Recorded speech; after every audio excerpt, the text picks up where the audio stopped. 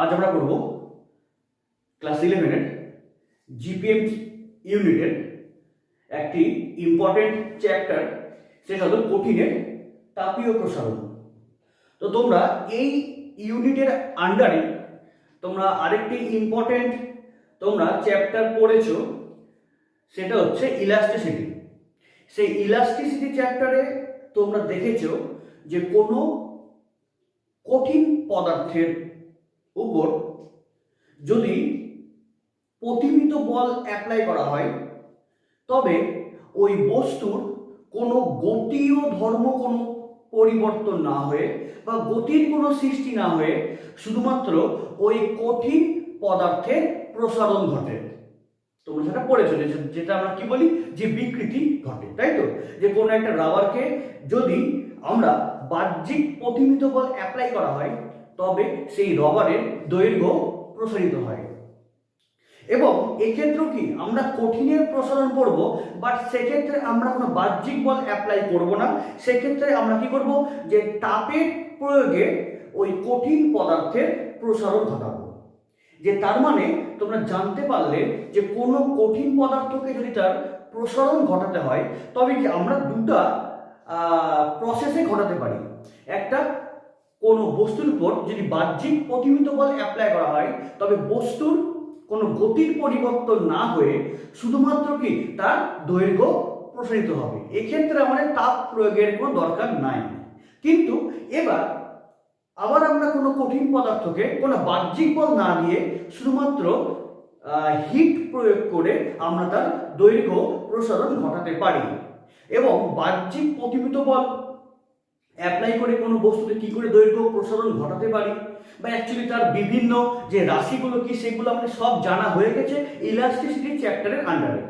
কিন্তু আমরা এই চ্যাপ্টারে পড়ব যে ওই কঠিন পদার্থকেই বাহ্যিক বল অ্যাপ্লাই না করে শুধুমাত্র হিট প্রয়োগ করেই তার দৈর্ঘ্য প্রসারণ কি করে ঘটাতে পারি। তাহলে কঠিনের তাপীয় প্রসারণ কাকে বলবো? যে কঠিনের তাপীয় প্রসারণ আমরা কাকে বলবো? যে কোনো কঠিন পদার্থকে শুধুমাত্র তাপের প্রয়োগে যে প্রসারণ ঘটে, তাহলে এই ধরনের কি প্রসারণকে আমরা বলবো যে কঠিনের তাপীয় প্রসারণ। যে কোনো কঠিন পদার্থকে শুধুমাত্র তাপ প্রয়োগের জন্যই ওই কঠিন পদার্থের যে প্রসারণ ঘটে সেই প্রসারণকে আমরা কি বলি? যে কঠিনের তাপীয় প্রসারণ। এই ক্লাসটি যদি সম্পূর্ণ দেখো তাহলে তোমাদের টোটাল কনসেপ্ট ক্লিয়ার হবে। এটা একদম আমি গ্যারেন্টি সহকারে বলছি যে টোটাল কনসেপ্ট ক্লিয়ার হবে যে কঠিন পদার্থের কেন তাপীয় প্রসারণ ঘটে। এই চ্যাপ্টার কিন্তু তোমাদের ক্লাস 10-এও ছিল, তোমাদের ক্লাস 10-এ ফিজিক্যাল সায়েন্সেও ছিল যে তাপীয় প্রসারণ। তো সেইখানে তোমরা যা যা পড়েছো এবং এই ক্লাস 11-এ তোমরা আরো ডিটেলসে তোমরা পড়বে এবং আরো তোমরা ভালোভাবে বুঝতে পারবে ওয়াই যে এই সলিড এক্সপানশন কেন করছে হিটের জন্য। সেই জন্য এই ক্লাসটি প্রথম থেকে মন দিয়ে দেখো, টোটাল ডাউট ক্লিয়ার হয়ে যাবে। ঠিক আছে, তাহলে আমরা কঠিনের তাপীয় প্রসারণ কাকে বললাম? যে কোনো কঠিন পদার্থকে তাপ প্রয়োগের ফলে তার যে প্রসারণ ঘটে, তাহলে এই প্রসারণকে আমরা কি বলি? কঠিনের তাপীয় প্রসারণ। ঠিক আছে, এবার কঠিন পদার্থ, তাহলে কঠিন পদার্থ বলতে আমরা কি বুঝি? যে যার নির্দিষ্ট দৈর্ঘ্য আছে, নির্দিষ্ট ক্ষেত্রফল আছে এবং নির্দিষ্ট আয়তন আছে। তাহলে কোনো কঠিন পদার্থকে যদি তাপ প্রয়োগ করা হয় তবে তার কি ঘটে? যে তাপ যদি প্রয়োগ করি তাহলে ওর দৈর্ঘ্য বাড়বে, এবং যদি আমি তাপ যদি কমিয়ে দিই তাহলে তার দৈর্ঘ্য সংকুচিত হবে। তাহলে তাপ প্রয়োগের ফলে কোনো কঠিন পদার্থ কেন এক্সপানশন করবে বা কেন প্রসারণ হবে সেটা সমস্ত ডিটেলসে আমি বলবো, শুধু শুনতে থাকো। তাহলে কোনো কঠিন পদার্থকে আমি যদি তাপ প্রয়োগ করি তাহলে কি তার পার্টিকুলার দৈর্ঘ্য আছে, তার মানে কি দৈর্ঘ্য এক্সপানশন করবে। আবার কোনো কঠিন পদার্থ মানে কি তার পার্টিকুলার একটা এরিয়া আছে, তার মানে তার এরিয়াও এক্সপানশন করবে, মানে প্রসারণ হবে। এবং কোনো কঠিন পদার্থ মানে তার নির্দিষ্ট আয়তনও আছে, তার মানে তার আয়তনও প্রসারণ হবে। তাহলে কঠিন পদার্থের নির্দিষ্ট দৈর্ঘ্য, নির্দিষ্ট ক্ষেত্রফল এবং নির্দিষ্ট আয়তন থাকার জন্য কঠিন পদার্থের ক্ষেত্রে আমরা 3 ধরনের প্রসারণ লক্ষ্য করতে পারি। তাহলে একটাকে আমরা বলি যে দৈর্ঘ্য প্রসারণ বা রৈখিক প্রসারণ। এটা আমরা কি বলি যে তাহলে কঠিনের প্রসারণ, তাহলে এই কঠিনের তাপীয় প্রসারণ হচ্ছে তিন প্রকার হয়। একটাকে আমরা বলি যে দৈর্ঘ্য বা রৈখিক প্রসারণ, সেটা কি শুধু দৈর্ঘ্যগত। সেকেন্ড আমরা কি বলি যে ক্ষেত্র প্রসারণ, সেটা মানে ক্ষেত্রফলগত। আর থার্ড এন্ড লাস্ট ওয়ান আমরা বলি যে আয়তন প্রসারণ। কেন কঠিন পদার্থের কি পার্টিকুলার লেন্থ আছে, পার্টিকুলার এরিয়া আছে এন্ড কি পার্টিকুলার ভলিউম আছে। তাহলে আমরা তাপ প্রয়োগের ফলে ওর আয়তন প্রসারণ যে কোনো দিকে হতে পারে, শুধু দৈর্ঘ্য তাই দৈর্ঘ্য প্রসারণ, ক্ষেত্রফল তাহলে ক্ষেত্র প্রসারণ, আর দৈর্ঘ্য প্রস্থ উচ্চতা সব বলে তাকে আমি কি বলবো আয়তন প্রসারণ। ঠিক আছে, তাহলে এই সবগুলো জিনিস আমরা আলোচনা করব এবং তোমাদের এই শুধু কি তোমাদের তাপীয় প্রসারণ শুরু হলো, তাহলে তোমাদের আস্তে আস্তে তোমাদের পড়তে হবে। তাহলে প্রথম তোমাদের চ্যাপ্টারে পড়তে হবে যে কঠিনের তাপীয় প্রসারণ, নেক্সট চ্যাপ্টারে তোমাকে পড়তে হবে যে তরলের তাপীয় প্রসারণ, এবং নেক্সট চ্যাপ্টারে তোমাকে পড়তে হবে যে গ্যাসের তাপীয় প্রসারণ। মানে অ্যাকচুয়ালি যে কোনো পদার্থকেই যদি হিট সাপ্লাই করা হয়, তাহলে হিট কি, তাহলে হিট হচ্ছে এক প্রকার শক্তি। তাহলে সেই শক্তি ওই পদার্থ তারা কঠিন হোক বা তরল হোক বা গ্যাস হোক, তাহলে কঠিন হোক বা তরল হোক বা গ্যাস হোক, তাহলে যে কোনো কি পদার্থ ও হিট যদি অ্যাবজর্ব করে তাহলে কেউ শক্তি শোষণ করছে। তাহলে শক্তি শোষণ করার জন্য ও কম্পিত হবে এবং কম্পিত হওয়ার জন্য তার প্রসারণ ঘটবে। তাহলে কঠিন পদার্থ হোক, তরল পদার্থ হোক বা গ্যাসীয় পদার্থ, যে কোনো পদার্থকেই যদি তাপ প্রয়োগ করা হয় তবে সে প্রসারিত হবে, এবং যদি আমি তাপ নিষ্কাশন করি তবে সে সংকুচিত হবে। এবং আজকের আমাদের মানে মূল বিষয় কি যে কঠিনের, আমরা আস্তে আস্তে কি জানবো, আগে কঠিনের তাপীয় প্রসারণ কমপ্লিট করব, তারপর আমরা জানবো যে তরলের প্রসারণ, তারপর আমরা জানবো হচ্ছে গ্যাসের প্রসারণ।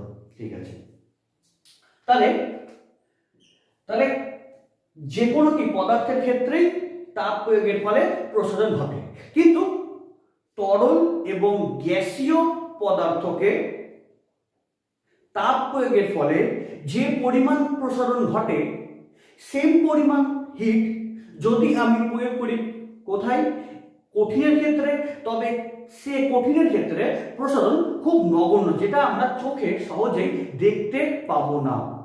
আমি কি বললাম যে তিন ধরনের পদার্থকে, কঠিন হোক, তরল হোক বা গ্যাস হোক, তিন ধরনের পদার্থকে যদি হিট সাপ্লাই করা হয় তবে তিন ধরনের পদার্থের ক্ষেত্রেই তার তাপীয় প্রসারণ ঘটবে, কিন্তু প্রত্যেকটা পদার্থের ক্ষেত্রে সমান অ্যামাউন্টের হবে না।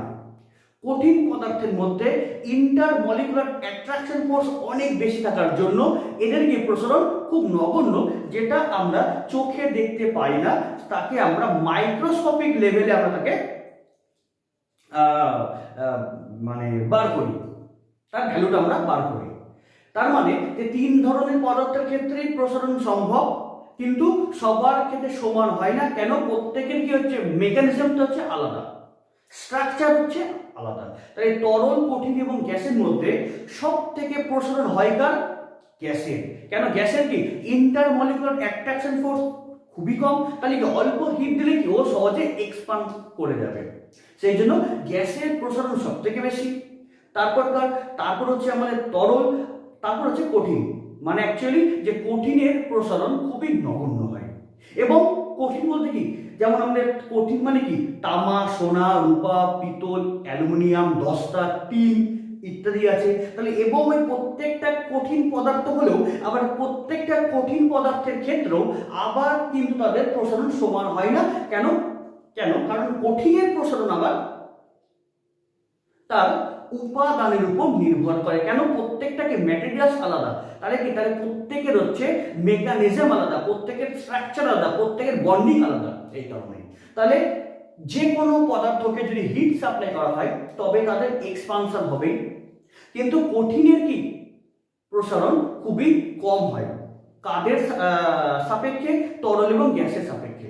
এবং কঠিন পদার্থের মধ্যেও যেসব পদার্থগুলি আছে যেমন তামা, সোনা, দশটা, প্ল্যাটিনাম, অ্যালুমিনিয়াম ইত্যাদি, এবং এবং তাদের ক্ষেত্রেও কি আবার প্রসারণ হচ্ছে ভিন্ন, কেন তাদের মেকানিজমটা আলাদা, তাদের বন্ডিংটা আলাদা, তাদের স্ট্রাকচার হচ্ছে আলাদা। ঠিক আছে, তাহলে আমরা কি বলছি যে কঠিনের প্রসারণ কয় প্রকার? দৈর্ঘ্য প্রসারণ, ক্ষেত্র প্রসারণ, আয়তন প্রসারণ। তাহলে আগে আমরা ফার্স্ট আমরা জানবো যে কঠিনের তাপীয় প্রসারণ কেন হয়, যে অ্যাকচুয়ালি যে কোনো পদার্থকে যদি হিট দেওয়া হয় তবে প্রসারণ কেন ঘটে, এবং তারপর আমরা এই তিনটাকে আমরা আস্তে আস্তে ডিসকাস করব। ঠিক আছে, তাহলে ফার্স্ট আমরা জানবো হচ্ছে কঠিনের প্রসারণ কেন ঘটে, বা অ্যাকচুয়ালি যে হিট সাপ্লাই করলে কোনো কঠিন পদার্থ কেন এক্সপানশন করে যায়। মন দিয়ে বুঝো, খুবই একটি ইম্পর্টেন্ট কনসেপ্ট। ধরলাম যে কঠিন আছে, তাই তো, ধরলাম যে এটা একটা, এই 2, এই 3, এই 4, হ্যাঁ, যে ধরলাম কি, যে ধরলাম হচ্ছে এই 4টা হচ্ছে মলিকুলস, মানে অনুপরমাণু আছে, এগুলো আমাদের হচ্ছে মলিকুলস। ঠিক আছে, এই 4টা আছে মলিকুলস, এবং এই 4টা এই কঠিন পদার্থের আন্ডারে আমরা করছি, এবং এই 4টা মলিকুলস তাহলে কি আছে, তাহলে ওরা একে অপরের সাপেক্ষে ওদের মধ্যে একটা ইন্টারমলিকুলার অ্যাট্রাকশন ফোর্স আছে। কি বললাম, যে ইন্টারমলিকুলার অ্যাট্রাকশন ফোর্স আছে, ইন্টারমলিকুলার অ্যাট্রাকশন ফোর্স। এবং এই এদের মধ্যে এই ইন্টারমলিকুলার অ্যাট্রাকশন ফোর্স সেটা কার মতো আচরণ করে, একটা স্প্রিং এর মতো। যে এদের মধ্যে যে একটা ইন্টারমলিকুলার অ্যাট্রাকশন ফোর্স, এটা আচরণ করে কার মতো, যে স্প্রিং এর ন্যায় আচরণ করে, স্প্রিং এর ন্যায়। যে স্প্রিং, তোমরা সবাই স্প্রিং দেখেছো, তাহলে স্প্রিংরা কি করে, এভাবে কম্পিত হয়, তাই তো। যে আমি যদি বাহ্যিক বল যদি টানা হয় তাহলে কি হবে, ও আবার সংকুচিত হবে। তুমি একটা স্প্রিংকে তুমি টেনে দাও, তাহলে কি দেখবে, ও এভাবে কি হবে, ভাইব্রেট করবে। তার মানে এটা কি বললাম, যে মানে অ্যাকচুয়ালি একটা কঠিন পদার্থ আছে, এবং এই কঠিন পদার্থের মধ্যে এই 4টা আছে মলিকুলস, এবং এই 4টা মলিকুলসের মধ্যে কি আছে, এবার ওদের মধ্যে একটা ইন্টারমলিকুলার অ্যাট্রাকশন ফোর্স আছে, ইন্টারমলিকুলার অ্যাট্রাকশন ফোর্স আছে। এবং এদের মধ্যে ইন্টারমলিকুলার অ্যাট্রাকশন ফোর্স সেটা স্প্রিং এর মতো আচরণ করে। কি করে স্প্রিং এর মতো আচরণ করছে, কি করে, যে অ্যাকচুয়ালি একে আমি যদি বাহ্যিক বল দিয়ে যদি টানা হয় তাহলে কি হবে, তাহলে বাহ্যিক বল দিয়ে টানলে ও দূরে সরে যাবে, বাট তাই তো, ও দূরে সরে যাবে কেন, বাহ্যিক বল দিয়ে আমি বাহ্যিক বল অ্যাপ্লাই করেছি, তাহলে দূরে সরে যাবে। বাট এদের মধ্যে যে ইন্টারমলিকুলার যে অ্যাট্রাকশন ফোর্স কি করবে, ওকে আবার কাছে আনার চেষ্টা করবে। তার মানে কি, যে অ্যাকচুয়ালি এদের মধ্যে যে এই যে ইন্টারমলিকুলার অ্যাট্রাকশন ফোর্স সেটা হচ্ছে কাজ করছে কি করে, যে স্প্রিং এর নাই, আমি টানলাম, ছাড়লাম কি দেখবো, ও ঠিক আগের অবস্থায় চলে গেল। মানে অ্যাকচুয়ালি ব্যাপারটা এই প্রত্যেকটা কণাগুলোর মধ্যে একটা কম্পন কাজ করে, এবং এই কম্পনের জন্য প্রত্যেকটা কণা এভাবে কম্পিত হয়, মানে এভাবে ভাইব্রেট করে। তাহলে অ্যাকচুয়ালি এভাবে ভাইব্রেট করছে, মানে কি, যে ও স্প্রিং এর মতো আচরণ করছে। ঠিক আছে, তাহলে এবার কঠিনের আমরা তাপীয় প্রসারণ করছি। তাহলে এই কঠিন পদার্থের প্রত্যেকটা মলিকুলের মধ্যে কে কাজ করে, তাদের ইন্টারমলিকুলার অ্যাট্রাকশন ফোর্স কাজ করে, এবং তাদের মধ্যে এই ফোর্সটাকে স্প্রিং এর মতো এভাবে কম্পিত হয়। স্প্রিং মানে কি, অ্যাকচুয়ালি ঠিক যেতেও দেয় না, আবার কি করে, আবার কাছেও নিয়ে চলে আসে। মানে ব্যাপারটা কি, বাহ্যিক বল প্রয়োগ করলাম, গেল, আবার এভাবেও কি প্রত্যেকটা কণা ভাবে কম্পিত হয়। তার মানে ওদের মধ্যে যে ইন্টারমলিকুলার অ্যাট্রাকশন ফোর্স সেটা স্প্রিং এর মতো আচরণ করছে। ঠিক আছে, কোনো প্রবলেম নেই। এবার কোশ্চিন হলো যে যদি কোনো, এই কনসেপ্টটা মন দিয়ে বুঝো, যে এটাকে একটা পদার্থ আছে, এবার একে আমি যদি হিট সাপ্লাই করি, এবার একে যদি হিট সাপ্লাই করা হয়, তার মানে প্রত্যেকটা কণা কি করবে, সেই হিটটাকে অ্যাবজর্ব করবে। এবং এই হিট কি, যে অ্যাকচুয়ালি হিট বলতে আমরা কি বুঝাই, এই হিট মানে হচ্ছে এনার্জি। তাহলে কোনো কঠিন পদার্থকে যদি হিট সাপ্লাই করি, তার মানে কি ওই কঠিন পদার্থ যদি আমি এনার্জি সাপ্লাই করি, তবে ওই কঠিন পদার্থ কি করবে, ওই হিটকে অ্যাবজর্ব করবে। তাহলে হিট মানে কি শক্তি, তাহলে প্রত্যেকটা কণা ওই শক্তিকে শোষণ করলো। তাহলে শক্তিকে যদি শোষণ করে, তবে ওই শক্তি পাওয়ার পর ওই প্রত্যেকটা কণা কি একটা গতি শক্তি লাভ করবে। তোমরা অবশ্যই গ্যাসের গতীয় তত্ত্বে পড়েছো, এবং তোমরা আবার ক্লাস 11-এ পড়বে, 11-এ ফিজিক্সে পড়বে, আবার 11-এ কেমিস্ট্রিতেও তোমরা পড়বে যে ই প্রপোর্শনাল টু টি, যে অ্যাকচুয়ালি যে কোনো মলিকুল যদি হিট পায় বা যদি টেম্পারেচার পায়, তাহলে ওদের গতি শক্তি বেড়ে যায়। তার মানে আমি হিট দিলাম, তাহলে কি আমি শক্তি প্রয়োগ করলাম, তাহলে প্রত্যেকটা কণা শক্তি পেলো। তাহলে শক্তি পেলে কি হবে, ওই কণাগুলো একটি গতি শক্তি লাভ করবে। তাহলে গতি শক্তি লাভ করলে কি হবে, তাহলে ওই কণাগুলো ওই পয়েন্টে কম্পিত হবে, শুধু ভাইব্রেট করবে। কেন, ও তো যেতে পারবে না। কেন পারবে না, কারণ কঠিন পদার্থ, ওদের মধ্যে খুব তীব্র একটা ইন্টারমলিকুলার অ্যাট্রাকশন ফোর্সকে ধরে রেখেছে। তার মানে কি আমি দিলাম শক্তি, মানে দিলাম হিট দিলাম, হিট মানে কি শক্তি দিলাম, তাহলে প্রত্যেকটা কণা শক্তি পেলো। তাহলে শক্তি পাওয়ার জন্য প্রত্যেকটা কণা গতি শক্তি লাভ করলো। তাহলে ওই কণাগুলি গতি শক্তি লাভের জন্য ওরা সেখানে ভাইব্রেট করবে। ওরা সেখানে কি করবে, ওরা সেখানে ভাইব্রেট করবে। আর যদি ভাইব্রেট করে, এবার মন দিয়ে শুনো, এই জায়গাটা মেন কনসেপ্ট। যদি ভাইব্রেট করে, মানে ভাইব্রেট করা মানে কি বোঝায়, একবার দূরে যাওয়া, একবার কাছে আসা। এই জায়গাটা সব থেকে বেশি ইম্পর্টেন্ট কনসেপ্ট। এই জায়গাটা বুঝলে তোমরা একদম সম্পূর্ণ ক্লিয়ার হয়ে যাবে যে কঠিনের তাপীয় প্রসারণ কেন হচ্ছে। তাহলে কি করলাম, কঠিন পদার্থকে হিট দিলাম, তাপীয় প্রসারণ, হিট সাপ্লাই করতে হবে, তাহলে হিট দিলাম। তার মানে হিট কি শক্তি পেলো, কে পেলো, প্রত্যেকটা কণাগুলো পেলো, এই মলিকুলস পেলো। তাহলে শক্তি পেলো মানে কি, ওরা গতি শক্তি লাভ করলো। তাহলে কি ওরা কম্পিত হবে, বাট যেতে পারবে না। কেন, ইন্টার মলিকুলার অ্যাট্রাকশন ফোর্স আছে। তাহলে কি হবে, ও শুধু কম্পিত হবে। তাহলে তাহলে কম্পিত হওয়া মানে কি বোঝায়, ও এখানে কম্পিত হবে। এই যে এই কণা এখানে কম্পিত হচ্ছে, তাহলে অ্যাকচুয়ালি কম্পিত হওয়া মানে কি, যে ও কাছেও আসছে আবার দূরেও সরছে, ঠিক কি না। যে এ কম্পিত হওয়া মানে কি বোঝায়, যে এ কম্পিত হচ্ছে। তাহলে অ্যাকচুয়ালি ভাইব্রেট করা মানে কি, ও কাছেও আসছে এবং দূরেও সরছে। মানে কি, যে অ্যাকচুয়ালি যে যদি বলা হয় যে এই যে এই কণাটা এদিকেও আসছে আবার এদিকেও যাচ্ছে, তাই না, ও ভাইব্রেট করছে। কেন, শক্তি পেয়েছে। তাহলে কি ও কাছেও আসছে আবার দূরেও যাচ্ছে। কিন্তু তোমরা তোমাদের রিয়েল এক্সাম মানে উদাহরণে তোমরা কখনোই দেখতে পাবে না যে ওরা কমছে। ওরা অলওয়েজ এক্সপানশনই করে। কিন্তু তোমরা এখানে দেখতে পাচ্ছ যে যদি কোনো পদার্থ হিট পায়, যদি শক্তি পায়, তাহলে ও গতি শক্তি লাভ করবে, তাহলে ও ভাইব্রেট করবে। মানে কি, ও কাছেও আসবে আবার দূরেও যাবে, কাছেও আসবে এবং দূরেও যাবে। কিন্তু আমরা শুধুমাত্র দেখতে পাই কি, যে শুধুমাত্র আমরা দেখতে পাই বা আমরা বুঝতে পারি যে ও প্রসারণই হয়েছে একমাত্র, আমরা সংকোচন দেখতে পাই না। যদি হিট প্রয়োগ করি তাহলে আমরা সংকোচন দেখতে পাই না। কিন্তু যদি তুমি দেখো একদম তোমাদের কোয়ান্টাম লেভেলে, তাহলে ও কম্পিত হচ্ছে। তাহলে কি, ও কাছেও আসবে আবার দূরে সরেও যাবে। কিন্তু কাছেও আসছে মানে কি, সংকোচন হচ্ছে আবার প্রসারণ হচ্ছে। কিন্তু অ্যাকচুয়ালি আমরা তার সংকোচনটাকে বুঝতে পারি না, আমরা তার প্রসারণটাকে বুঝতে পারি কেন। এটাই আমাদের এখানকার মেন ইম্পর্টেন্ট জিনিস। তাহলে এবং এই জিনিসটাকে তোমাকে যদি বুঝতে হয়, তাহলে তোমাকে একটা নিউ জিনিস জানতে হবে। তাকে আমরা বলি যে এনার্জি। এটা হচ্ছে কি এনার্জি আর মলিকুলার ডিসটেন্স, মানে শক্তি এবং আন্তঃআণবিক ব্যবধান। আমি লিখি, বাংলাতে লিখছি, যেটা কি আমাদের শক্তি মানে কি এনার্জি, আর আন্তঃআণবিক ব্যবধান মানে মলিকুলার ডিসটেন্স। আন্তঃআণবিক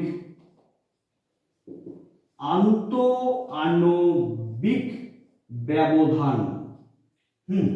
যে তোমাদের অ্যাকচুয়ালি যে ওই কণাগুলো শক্তি পেল, তাহলে কি ও ভাইব্রেট করবে, মানে সংকুচিত হবে আবার প্রসারণ হবে, কিন্তু অ্যাকচুয়ালি শুধু প্রসারণই হয়। কেন? এবং সেটাকে তোমাকে বোঝার জন্য তোমাকে এই শক্তি এবং আন্তঃআণবিক ব্যবধান এর মধ্যে যে গ্রাফ আছে ওই গ্রাফের সাহায্যে তোমাকে এটা বুঝতে হবে। যে কি করে? যে এই শক্তি এবং আন্তঃআণবিক ব্যবধানের মধ্যে যে গ্রাফ হয় সেটা দেখতে ঠিক এরকম। যে অ্যাকচুয়ালি এই জিনিসটা তোমাদের ফিজিক্সে আছে, কিন্তু সেটা অনেক পরে আছে, অনেক পরে বলতে তোমাদের গ্র্যাজুয়েশনে আছে। যে শক্তি মানে কোন পদার্থের কি শক্তি এবং তাদের আন্তঃআণবিক ব্যবধান, এই আন্তঃআণবিক এই ব্যবধানের যে গ্রাফ সেটা তোমাদের অনেক পরে আছে ফিজিক্সে। এবং আশা করি কেমিস্ট্রিতে তোমাদের বন্ডিং এ তোমাদের আছে, বন্ডিং তোমাদের কেমিস্ট্রিতে তোমাদের বন্ডিং চ্যাপ্টারে আছে। এই শক্তি এবং আন্তঃআণবিক ব্যবধানের মধ্যে গ্রাফ হয় কেমন এরকম, ঠিক আছে? তাহলে এটা যদি বলি আমাদের জিরো, তাহলে উপরে তাহলে কে বোঝায়? উপরে কি আমাদের বোঝায় যে পজিটিভ অ্যাক্সিস, তাই তো? উপরে কি প্লাস আর নিচে কি বোঝায় হচ্ছে মাইনাস, ঠিক আছে? তাহলে এই অক্ষটা কি এক্স অক্ষ, তাহলে এটা কি বোঝায় এক্স এর প্লাস দিক, মানে শক্তির প্লাস দিক। এটা এটা এদিকে কি বোঝায় শক্তির নেগেটিভ দিক, আর এদিকে কি বোঝায় আমাদের ডিসটেন্স, ঠিক আছে? এবার তুমি আমাকে বলো যে কোন কণা স্টেবল থাকার শর্ত কি? যে কোনো একটা কণা স্টেবল আছে, যে কোনো একটা কণা স্টেবল, স্টেবল মানে কি যে স্থিতিশীল, যে কোনো একটি কণা স্টেবল বা কোনো একটি কণা স্থিতিশীল থাকার শর্ত হচ্ছে সেই কণার, তার শর্ত হচ্ছে সেই কণার এনার্জি এনার্জি এনার্জি হতে হবে মিনিমাম। কি বললাম? যে কোনো একটা মলিকুল বা কোনো একটা কণা যদি স্টেবল থাকতে চায় তাহলে কি ওর এনার্জি কি হতে হবে? ওর এনার্জি হতে হবে মিনিমাম। কেন? অ্যাকচুয়ালি কি যে যদি বলা হয় ওই কণার মধ্যে এনার্জি যদি নাই থাকে তাহলে কি ওই কণা থাকবে স্টেবল মানে স্থির। এবং এই কণার মধ্যে যদি এনার্জি বাড়তে থাকে তাহলে কি, তাহলে তো যদি বাড়ে, এই যে যদি এনার্জি বাড়ে তাহলে কি হবে? ওই কণার মধ্যে কি একটা হচ্ছে কাইনেটিক এনার্জি গেইন করবে, মানে কি একটা কি গতিশক্তি লাভ করবে, ফলে ও তখন মুভ করবে, তখন ও তখন স্টেবল হবে না। তার মানে কোনো একটা কণা যদি স্টেবল মানে যদি স্থিতিশীল থাকতে চায়, তার মানে কি স্থির মানে কি ওর মধ্যে কোনো শক্তি হবে না, ওর মধ্যে কোনো শক্তি থাকবে না, ঠিক আছে? তো যে যে যে যদি শক্তি থেকে যায় তাহলে কি হবে? ও তখন কি হবে? মুভ করবে, তখন কি ও তখন হবে আনস্টেবল। কেন? ও তখন লম্ব জম্প করবে, ঠিক আছে? তার মানে কোন একটা কণা যদি স্টেবল হতে চায় তাহলে ওর এনার্জি হতে হবে মিনিমাম। তার মানে তোমরা এই গ্রাফ থেকে তোমরা দেখতে পারবে যে এনার্জি মিনিমাম শক্তি কোথায়? এই যে এই পয়েন্টটা,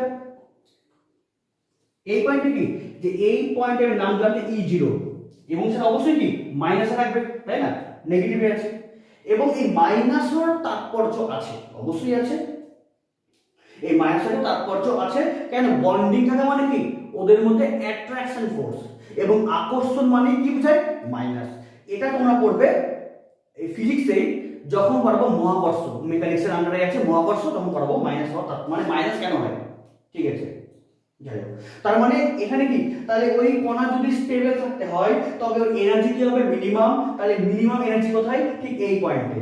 তাহলে এই পয়েন্টটা কি ওই কণার যদি শক্তি কত হয় E0 মাইনাস E0, তখন তো শক্তিটা সবথেকে মিনিমাম।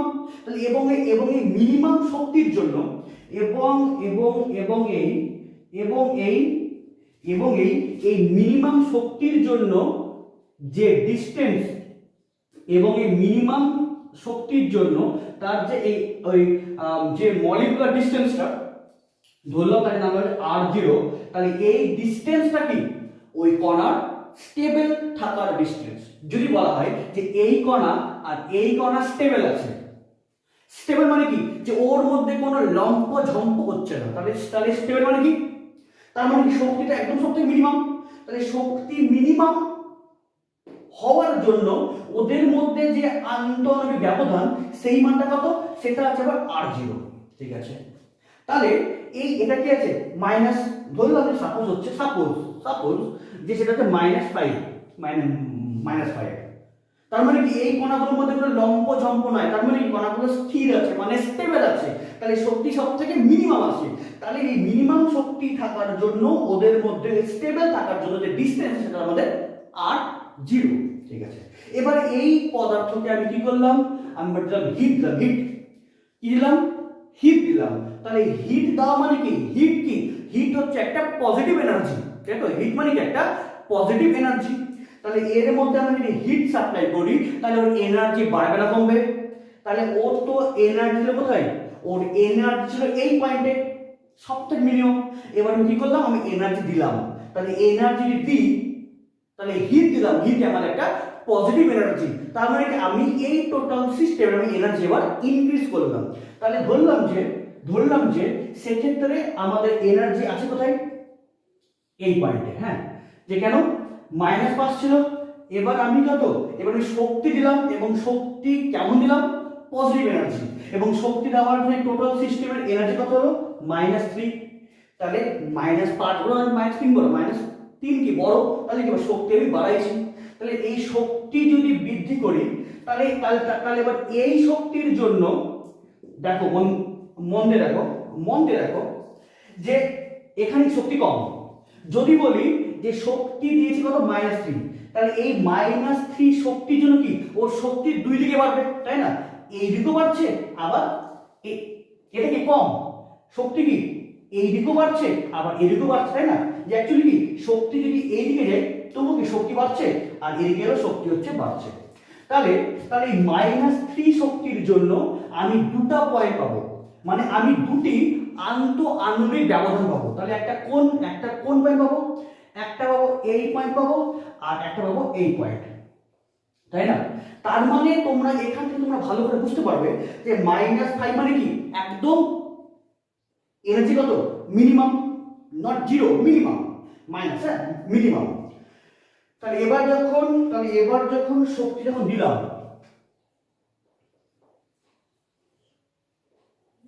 তাহলে এবার শক্তি কি করলাম, আমি শক্তি বাড়ালাম, ইনক্রিজ করলাম। যদি শক্তি দিই সাপোজ -3, তখন কি হবে, তখন এই শক্তি বৃদ্ধির জন্য বা এই শক্তির জন্য আমরা দুটো পয়েন্ট পাবো, একটা এই পয়েন্ট, একটা এই পয়েন্ট। তার মানে কি, তার মানে এই শক্তির জন্য আমরা ওই পদার্থের মধ্যে দুটি আন্তঃআণবিক ব্যবধান পাবো। তাহলে একটা কোন ব্যবধান, এই -3 জন্যই আমরা কি পাবো, আমরা পাবো একটা পাবো এই ব্যবধান, আর আরেকটা পাবো হচ্ছে এই ব্যবধান। তার মানে কি, তার মানে যে ওই যে কণা দুটি স্টেবল থাকার সময় ছিল কত, এই r0 ছিল। যখন শক্তি বৃদ্ধি করলাম তখন তোমরা ভালো করে দেখতে পাবে যে আমরা এই শক্তি বাড়ানোর জন্য আমরা পেলাম দুটো ডিসটেন্স, একটা এই পয়েন্টে, একটা পেলাম এই পয়েন্টে। তার মানে তোমরা দেখতে পেলে যে এই r0 জন্য যদি শক্তি বাড়ায় তবে কি এই r থেকে কি হবে, দেখো তো ডিসটেন্স কি কমছে, আবার কি ডিসটেন্স আবার বাড়ছেও, তাই না। এই যদি শক্তি যদি বাড়ায় তবে কি এই -3 কে আমি বৃদ্ধি করলাম, তার মানে আমাদের ডিসটেন্স দুটো, একটা কি একটা পাচ্ছি এই ডিসটেন্সটা, মানে কি একটা কি পাচ্ছি এই পয়েন্টে, একটা পাচ্ছি এই পয়েন্টে। তাহলে এই পয়েন্ট মানে কি r0 সাপেক্ষে কি কমলো, আবার ওর জন্য কি আমরা আবার কি পাচ্ছি এখানে পাচ্ছি, মানে কি r0 সাপেক্ষে বাড়লো। তাই তো হবে না। এবার এর সঙ্গে তুমি এটাকে মিলিয়ে নাও, ও r0 ছিল মানে তখন স্টেবল ছিল, এবার শক্তি আমি দিলাম, তাহলে ও ভাইব্রেট করবে, ও ভাইব্রেট করা মানে কি ও এইদিকে আসবে, তাহলে কি আরে অ্যাকচুয়ালি ভাইব্রেট করা মানে কি ও কমবে আবার বাড়বেও। তার মানে ও r0 থেকে কি হলো, দেখো তো যদি শক্তি যদি ইনক্রিজ করি তাহলে কি একটা পাবো এই পয়েন্ট, একটা পাবো এই পয়েন্ট। তার মানে কি যে ও r0 থেকে কি হবে, ও ভাইব্রেট করবে, তার মানে কি ও কমবে, তাই তো এটা ছিল। এবার কি এদিকে মানে কি কমলো প্লাস ওদিকে যাবে, তাহলে কি আবার বাড়বে, তাহলে কি কমতে পারে, মানে কি কমবে বাড়বে দুটোই হবে। কিন্তু অ্যাকচুয়ালি তুমি যদি দেখতে পাও, তুমি যদি দেখো তো এখানে যতটা কমলো এখানে কি বাড়লো কি অনেকটা বেশি, তাই না। যে অ্যাকচুয়ালি কোনো কঠিন পদার্থ যদি হিট সাপ্লাই করা হয় তবে ভাইব্রেট করবে, মানে কমবেও আবার বাড়বেও। কিন্তু আমরা শুধু কি বুঝতে পারি, হ্যাঁ ও শুধু এক্সপানশন করবে, মানে শুধু বাড়লো। কেন? কারণ সেটার কারণটা কি, এই আমাদের শক্তি এবং আন্তঃআণবিক ব্যবধানের মধ্যে গ্রাফটা। এটাই এই গ্রাফের সাহায্যেই তোমরা এই কঠিন পদার্থের প্রসারণকে তোমরা ব্যাখ্যা করতে পারবে। শক্তি এবং আন্তঃআণবিক ব্যবধানের যে গ্রাফ, এই গ্রাফ থেকে তোমরা কঠিনের তাপীয় প্রসারণকে তোমরা ব্যাখ্যা করতে পারবে। তাহলে কি বলবে, যে তাপ প্রয়োগ করলে ওরা ভাইব্রেট করবে, ভাইব্রেট করলে কি ওরা কমতেও পারে আবার বাড়তেও পারে। কিন্তু অ্যাকচুয়ালি আমরা শুধু এক্সপানশনটাকেই আমরা শুধু লক্ষ্য করতে পারি। কেন? কারণ আমি যদি শক্তি বাড়িয়ে দিই তাহলে কি কমবেও আবার বাড়বেও, কিন্তু ও যতটা পরিমাণে কমবে তার থেকে কি বাড়বে অনেক বেশি। অর্থাৎ যতটা পরিমাণে কমবে বাড়বে কি, তাহলে বাড়বে অনেক বেশি বাড়বে। তাই তো, যে তোমাদের মনে প্রশ্ন এটা আসতে পারতো যে স্যার ওই কণা তো কমছেও আবার বাড়ছেও, তাহলে কি কমছে আবার বাড়ছে, তার মানে কমছে প্লাস বাড়ছে, তাহলে কি হবে, তাহলে এককে কমাটা কি করবে, বৃদ্ধিকে প্রশমিত করে দেবে, বা বৃদ্ধি কি করবে কমাটাকে প্রশমিত করবে। তাহলে কমছে প্লাস বাড়ছে, তাহলে কি হবে, তাহলে ওই কণা তো ওখানেই থাকবে, তাই না? কিন্তু অ্যাকচুয়ালি সেটা না। কেন? ও যে হারে কি কমছে তার থেকে কি বেশি হারেও বৃদ্ধি হচ্ছে, এবং সেটা আমরা পাই থেকে এই শক্তি এবং আন্তঃআণবিক ব্যবধানের যে লেখচিত্র আমরা সেখান থেকে পাই। এবং কমবেও এবং বাড়বেও, বাট যেটা বৃদ্ধি হলো সেটা কি অনেক বেশি। তার মানে কি ও আলটিমেটলি কেসটা কি হয়, ওর লব্ধি কি হবে, ওর লব্ধিটা হবে এই পয়েন্ট, মানে কি ও বাড়বে। এবার তুমি শক্তি যদি আরো দাও, তুমি হিট যদি আরো সাপ্লাই করো, তাহলে কি হবে, ওর এনার্জি আরো বাড়বে। তাহলে এবার এই লেভেলটা কি হবে, তাহলে এই পয়েন্টটা এখানে আসলো, তাহলে তুমি এখান থেকে তুমি আবার একটা স্ট্রেট লাইন টেনে দাও, তাহলে এখান থেকে তুমি আরেকটা স্ট্রেট লাইন টানলে, তাহলে এবার এই শক্তির জন্য দেখো তুমি কি পাচ্ছ, একটা পাচ্ছ এই পয়েন্ট, একটা পাচ্ছ এই পয়েন্ট। দেখো তো, তাহলে এই আর জিরোর সাথে কি হলো, কমলো, আবার কি হলো, কমলো, এবার আবার হচ্ছে বাড়লো।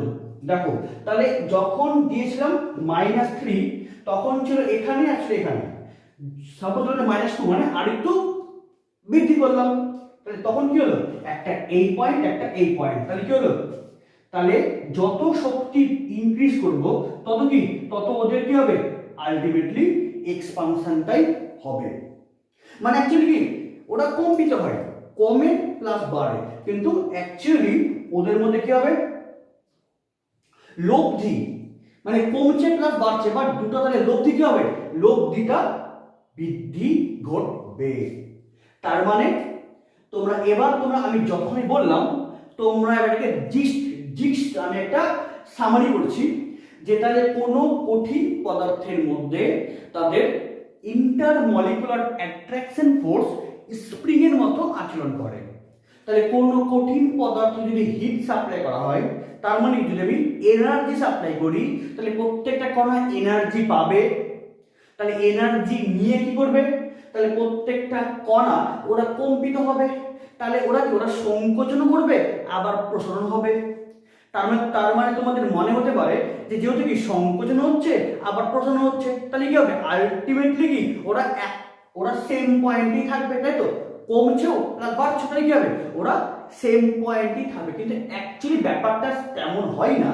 তাহলে তার আমরা ব্যাখ্যা করি কার সাহায্যে, শক্তি এবং আন্তঃআণবিক ব্যবধানের যে গ্রাফ তার সাহায্যে।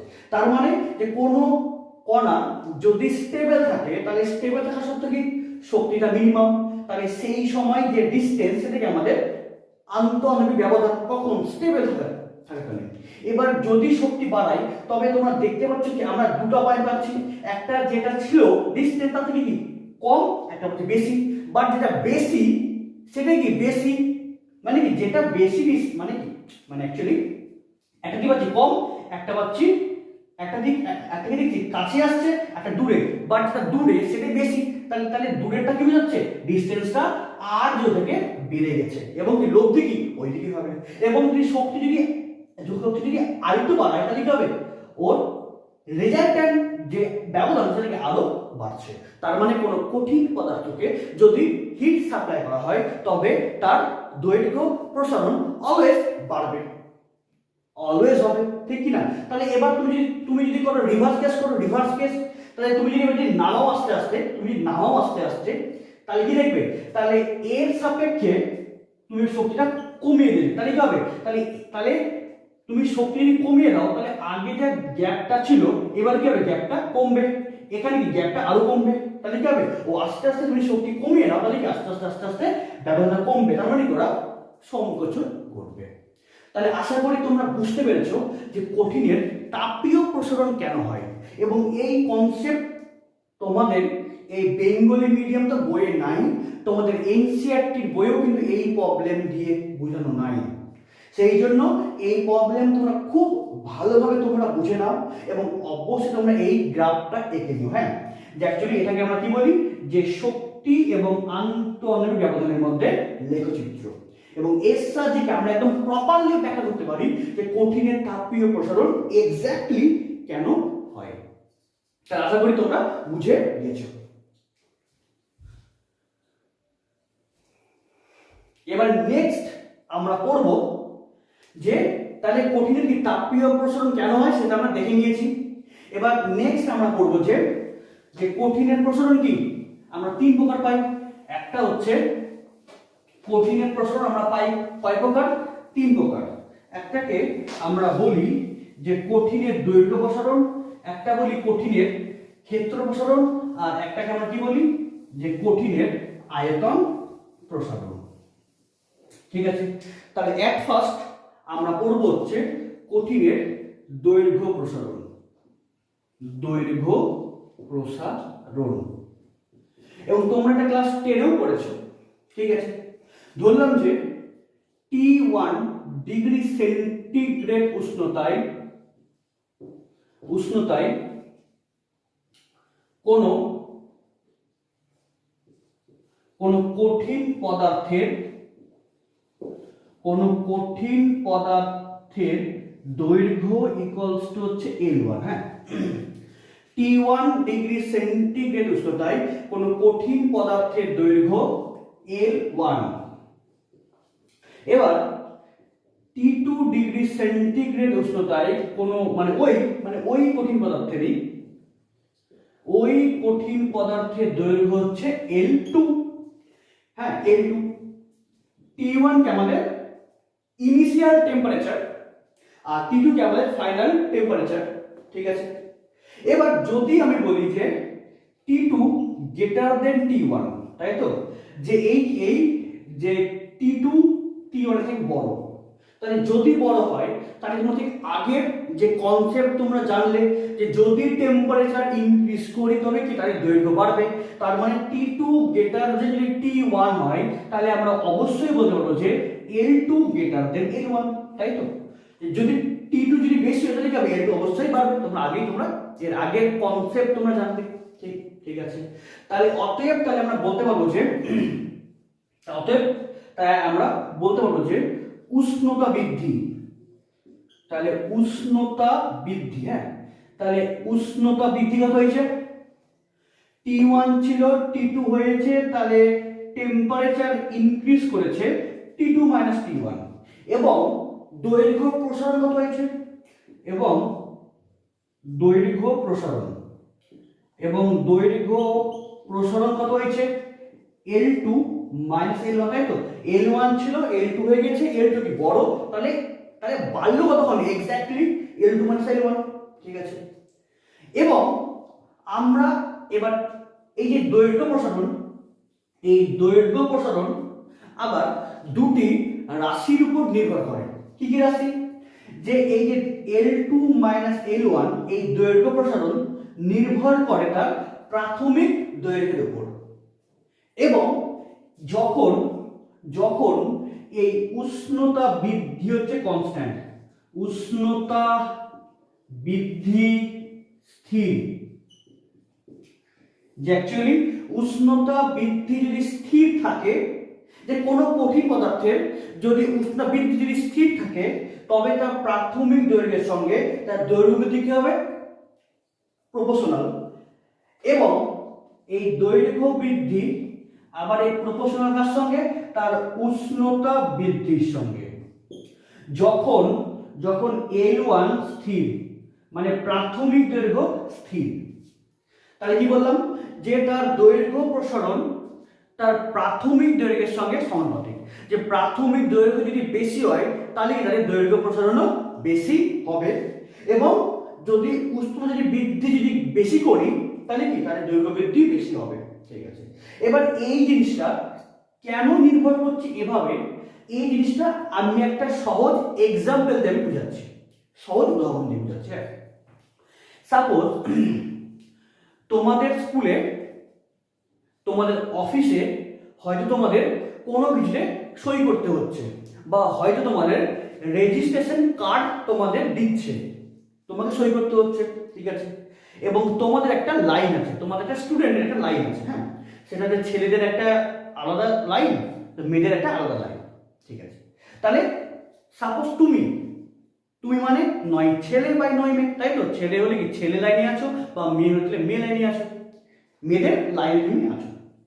এবার সাপোজ যে তুমি দাঁড়িয়ে আছো লাইনের মধ্যে, এবার তোমার সামনে দিকে আছে 5 জন, তোমার সামনে দিকে কত আছে? 5 জন আছে। ঠিক আছে, এবার তার মানে তুমি 5 জনের পর দাঁড়িয়ে আছো। ঠিক আছে, এবার তোমাকে যে ক্লার্ক আছে, যে অফিসের যে ক্লার্ক আছে, উনি তোমাদের বলল যে তোমরা 1 হাত করে পিছিয়ে যাও। তাহলে যে সামনের জন ও পিছনে 1 হাত, সেকেন্ড জন ও 1 হাত, থার্ড জন 1 হাত, ফোর্থ জন 1 হাত, হ্যাঁ, তাহলে ফিফথ জন 1 হাত, তুমি 1 হাত। তার মানে কি যে তুমি টোটাল কি 6 হাত তুমি পিছাবে। কখন? তুমি যখন 5 নাম্বারে আছো, ক্লার্ক বলল যে তোমরা 1 হাত করে পিছিয়ে যাও, তার মানে তুমি ছিলে 5 নাম্বারে, তার মানে তুমি সরলে কত? তুমি 6 হাত পিছলে। এবার যদি তুমি থাকতে 10 নাম্বারে, মানে 10 জনের জায়গায়, মানে 10 নাম্বারে, তার মানে কি তাহলে তোমার আগে আছে কতজন? তাহলে তোমার আগে মানে তুমি আছো 5 নাম্বারে, সরি, যে তুমি আছো 5 নাম্বারে, তার মানে কি যে তোমার আগে আছে কতজন? 4 জন, তাই তো? তাহলে তোমাকে বললো যে 1 হাত করে পিছাও, তার মানে কি তাহলে তুমি তাহলে টোটাল 5 হাত পিছলে। এবার তুমি আছো 10 নাম্বারে, এবার তোমাকে বললো যে ক্লার্কই বললো এবারও 1 হাত করে পিছাও, তাহলে তুমি তাহলে এবার তাহলে কত হাত পিছাবে? 10 হাত পিছাবে। তার মানে কি যে তুমি যখন ছিলে 5 নাম্বারে তখন কি বললো 1 হাত করে পিছাও, যখন ছিলে 10 নাম্বারে তখন কি বললো 1 হাত করে পিছাও। তার মানে কি যে সেক্ষেত্রে কি আমাদের উষ্ণতা বৃদ্ধি কি আছে? ফিক্সড আছে। 5 নাম্বারও কি বললো 1 হাত করে পিছাও, 10 নাম্বারও বললো 1 হাত করে পিছাও। তার মানে তুমি যখন ছিলে 5 নাম্বারে, তোমাদের প্রাথমিক দৈর্ঘ্য ছিল 5 নাম্বার, তাহলে 5 নাম্বারে থাকাকালীন তোমাদের দৈর্ঘ্য বৃদ্ধি কত হলো? 5 হাত। এবার তুমি যখন ছিলে কত? 10 নাম্বারে, তখন তোমার দৈর্ঘ্য বৃদ্ধি কত হলো? 10 হাত। কিন্তু দুই ক্ষেত্রে কি 1 হাত করে পিছাতে বলেছে, তার মানে কি উষ্ণতা বৃদ্ধিটা ফিক্সড। তাহলে উষ্ণতা বৃদ্ধি ফিক্স রেখে তোমার প্রাথমিক দৈর্ঘ্য যদি বাড়ে, তবে তুমি দৈর্ঘ্য বৃদ্ধিও কি হবে? তত বেশি হচ্ছে বাড়বে। এটা একটা এক্সাম্পল দিলাম। কিংবা তুমি যদি বলো জাস্ট আছে দুটো, জাস্ট কি আছে দুটো মলিকুলস, তাই যদি হিট দিই তাহলে কি হবে? শুধু দুজনই সরবে। যদি বলি আছে 4টা মলিকুলস, মানে এটাকে একটা দণ্ড করে 4টা মলিকুলস, তাহলে কি হবে? তাহলে এবার 4টা মানে কি যদি হিট দিই তাহলে 4 জনই সরবে, তাহলে কি দৈর্ঘ্য বৃদ্ধি আবার তাহলে বাড়বে। তার মানে উষ্ণতা স্থির থাকলে কোনো কঠিন পদার্থের দৈর্ঘ্য বৃদ্ধি তার প্রাথমিক দৈর্ঘ্যের সঙ্গে সমানুপাতিক। এবার সেকেন্ড তাহলে কি বললো যে এবার প্রাথমিক দৈর্ঘ্য যদি স্থির থাকে, এবার প্রাথমিক দৈর্ঘ্য যদি স্থির থাকে তবে উষ্ণতা বৃদ্ধির সঙ্গে কি ওই দৈর্ঘ্য বৃদ্ধি কি আবার প্রপোর্শনাল। কি করে? এবার সাপোজ তুমি ধরো যে তুমি সেই 5 নাম্বারে দাঁড়িয়ে আছো, তোমাকে ক্লার্ক বললো 1 হাত করে সবাই পিছাও, তাহলে তুমি তাহলে কয় হাত পিছাবে? 5 হাত পিছাবে। এবার সেকেন্ড কেসে তুমি 5 নাম্বারই দাঁড়িয়ে আছো, এবার ক্লার্ক তোমাকে কি বললো? এবার তোমরা প্রত্যেকে 2 হাত করে পিছাও, তাহলে তুমি তাহলে ক হাত পিছাবে? 10 হাত পিছাবে। তার মানে কি যে প্রথম তোমাকে বলে 1 হাত করে পিছাও, ছিলে 5 নাম্বার, তুমি পিছলে 5 হাত। এবার তুমি 5 নাম্বারই আছো, মানে কি তোমাদের প্রাথমিক দৈর্ঘ্য কি সমান, কিন্তু তোমাকে এবার কি বলেছে টেম্পারেচার ইনক্রিজটা বেশি করেছে, তাই তো? তাই এবার তুমি 5 নাম্বারে আছো, মানে কি তোমার প্রাথমিক দৈর্ঘ্যটা ফিক্সড, বাট তোমার কি বললো এবার 2 হাত করে পিছাও, তাহলে তোমার দৈর্ঘ্য বৃদ্ধি কি হবে? অবশ্যই বাড়বে। তার মানে যে কোনো কঠিন পদার্থকে হিট প্রয়োগ করলে তার দৈর্ঘ্য বৃদ্ধি কি ডিপেন্ড করে দুটি রাশির উপর, একটা কি তার প্রাথমিক দৈর্ঘ্য আর একটা হচ্ছে তাপমাত্রা কি বৃদ্ধি, তাই তো? তাহলে দুটোর সঙ্গে কি প্রপোর্শনাল। তাহলে এই দুটি রাশিকে যদি যৌগিক ভেদ করা হয়, তবে যৌগিক ভেদ করে আমরা কি পাবো যে L2 - L1 proportional to L1 into T2 - T1, তাই তো? যৌগিক ভেদ করে আমরা এটা পাবো।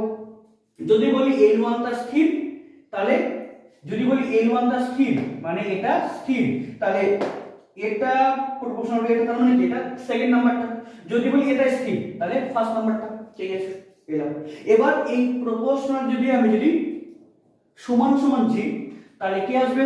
তাহলে একটা সাম কনস্ট্যান্ট আসবে, এবং এই কনস্ট্যান্টকে এই যে কনস্ট্যান্ট একে আমরা কি বলি আলফা, একে কি বলা হয় আলফা। এবং এই আলফা কি আমরা কি বলি যে দৈর্ঘ্য প্রসারণ গুণাঙ্ক। তার মানে এই আলফা ইকুয়ালস টু আমরা কি লিখতে পারবো?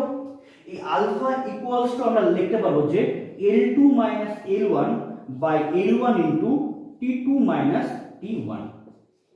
তার মানে এই আলফা মানে আমরা কি পেলাম? তাহলে আলফা মানে আমরা পেলাম যে L2 - L1 by L1 into T2 - T1। তোমরা ক্লাস 10 এও এই ইকুয়েশন তোমরা সেটা জানো। তাহলে L2 - L1 মানে কি দৈর্ঘ্য প্রসারণ, তাহলে আলফা মানে কি বোঝায় ক্ষেত্র প্রসারণ গুণাঙ্ক। তাহলে এই আলফাকে আমরা কি বলি, সরি এখানে বলি হচ্ছে দৈর্ঘ্য প্রসারণ গুণাঙ্ক। একে আমরা কি বলি যে দৈর্ঘ্য প্রসারণ গুণাঙ্ক। যে দৈর্ঘ্য প্রসারণ গুণাঙ্ক। তাহলে এই আলফা মানে কি দৈর্ঘ্য বৃদ্ধি বাই প্রাথমিক দৈর্ঘ্য ইনটু তাপমাত্রা বৃদ্ধি। তাহলে এই আলফার আমরা সংজ্ঞা দেব। তাহলে আলফা মানে কি? তাহলে দৈর্ঘ্য প্রসারণ গুণাঙ্ক কাকে বলে? তাহলে কি বলবো যে T2 - T1 যদি হয় 1 মানে একক, তার মানে উষ্ণতা বৃদ্ধি কত একক, এবং L1 যদি বলি 1 মানে একক, মানে ইউনিট পরিমাণ। হ্যাঁ, তবে যদি এটাও 1 এটাও 1, তবে এই আলফা ইকুয়ালস টু কত হবে? L2 - L1, তাই তো? তাহলে এখান থেকে আমরা শুধু সংজ্ঞা দেব কার আলফা। তাহলে কি বলবো? প্রতি একক উষ্ণতা বৃদ্ধিতে কোন কঠিন পদার্থের প্রতি একক দৈর্ঘ্যে যে পরিমাণ দৈর্ঘ্য প্রসারণ ঘটে তাকে আমরা কি বলি? ওই কঠিন পদার্থের দৈর্ঘ্য প্রসারণ গুণাঙ্ক। তাহলে টেম্পারেচার বৃদ্ধি যদি হয় 1 মানে একক পরিমাণ, L1 যদি হয় একক পরিমাণ, তবে যেই পরিমাণ দৈর্ঘ্য প্রসারণ সেটাই কি সেই কঠিন পদার্থের দৈর্ঘ্য প্রসারণ গুণাঙ্ককেই ইন্ডিকেট করছে। তাহলে আমরা কি বলবো যে একক উষ্ণতা বৃদ্ধিতে কোনো কঠিন পদার্থের প্রতি একক দৈর্ঘ্যে যে পরিমাণ দৈর্ঘ্য প্রসারণ ঘটে তাকে আমরা কি বলি? দৈর্ঘ্য প্রসারণ গুণাঙ্ক। ঠিক আছে, তাহলে এটা তোমাদের মনে রাখতে হবে, তোমাদের এখান থেকে তোমাদের নিউমেরিক্যাল প্রবলেম করতে হবে, এবং আশা করি তোমরা এটা বুঝতে পেরেছো। এবং এবার আমরা জানবো যে এই আলফার একক এবং মাত্রা, এবং এই ইকুয়েশনকে আমরা আরো দুটি ভাবে লিখতে পারি।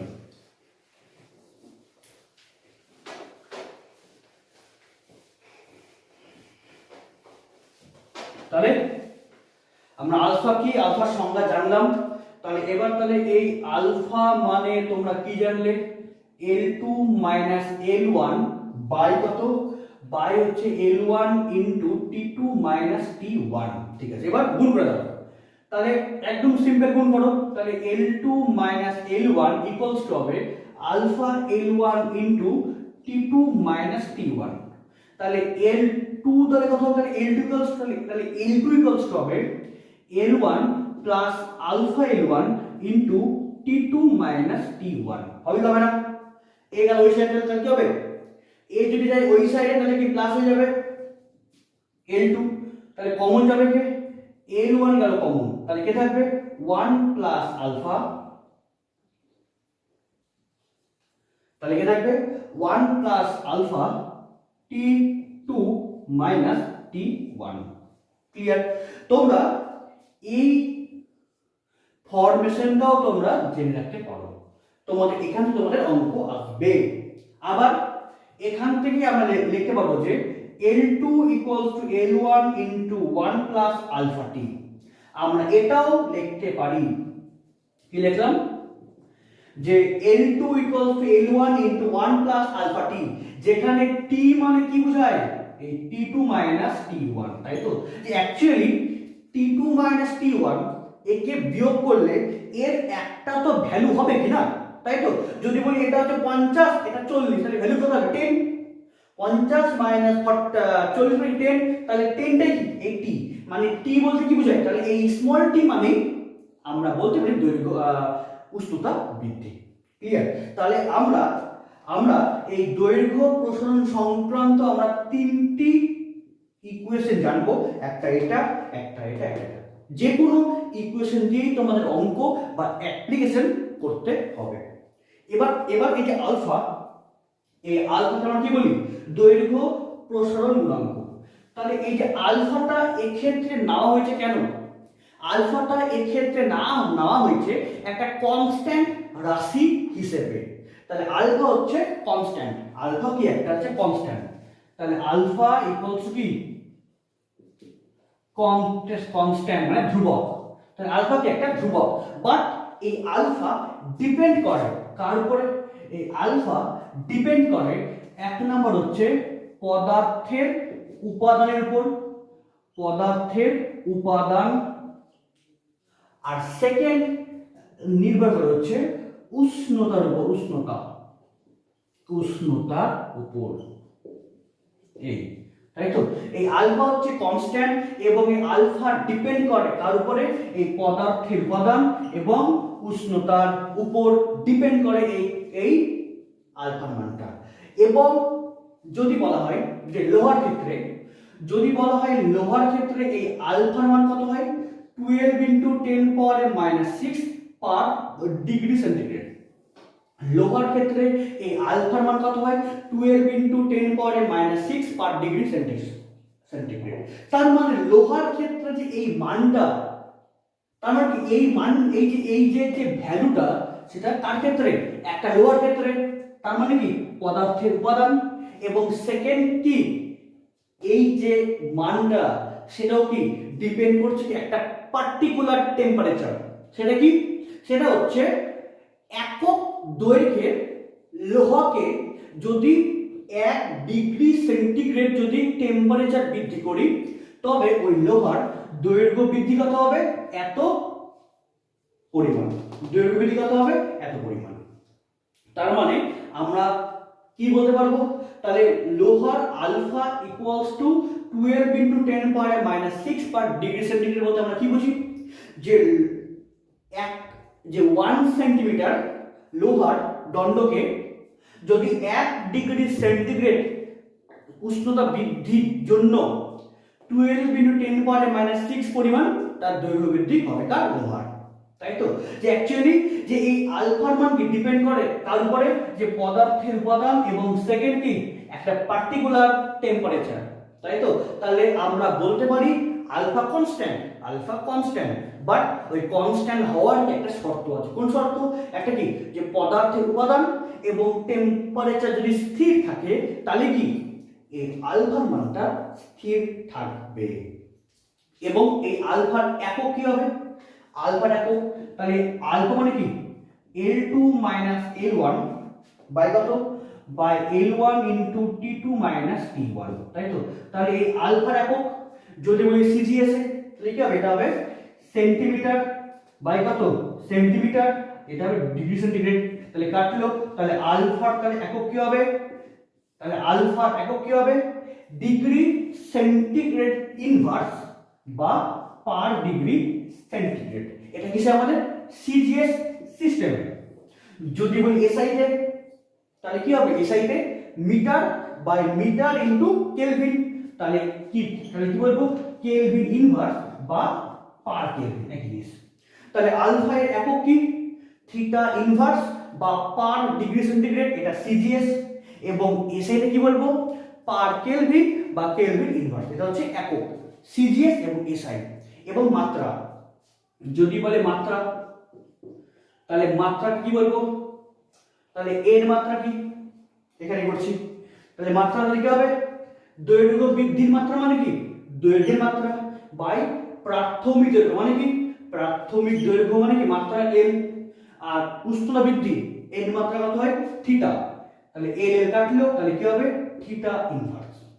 তাহলে আলফা এর একক কি পার ডিগ্রি সেন্টিগ্রেড সিজিএস এবং পার কেলভিন এসআই, এবং মাত্রা কি থিটা ইনভার্স। তাহলে তোমাদের দৈর্ঘ্য প্রসারণ সম্পূর্ণ কমপ্লিট হলো। এবার নেক্সট তোমাদের কি করতে হবে যে ক্ষেত্র প্রসারণ।